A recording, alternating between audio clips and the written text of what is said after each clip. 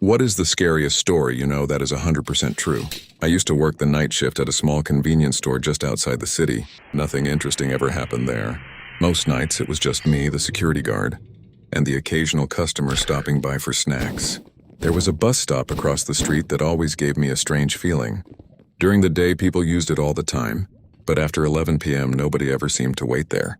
One rainy night around 12:30 a.m., I noticed an old man standing underneath the bus stop sign. He had no umbrella. The rain was pouring down, but he didn't seem bothered by it. He just stood there staring at the road. About 10 minutes later, a bus arrived. The doors opened right in front of him, but he didn't move. The driver waited a few seconds before closing the doors and driving away. A few minutes later, the old man suddenly walked into my store. He was completely soaked. Water was dripping from his clothes onto the floor. But strangely, there were no wet footprints behind him. "Does the last bus still come at 1:15?" he asked. I told him yes. He nodded, walked around the store, and bought a single bottle of water. Then he went back outside and returned to the bus stop. I watched him through the window. Something about him just felt wrong.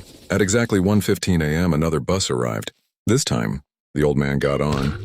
I watched the bus disappear down the empty road. I thought that was the end of it. I was wrong, because the next morning my coworker came into the store looking terrified. She asked me one question. "Who was the old man you were talking to last night?" I told her about the customer. She just stared at me. Then she pulled up the security footage.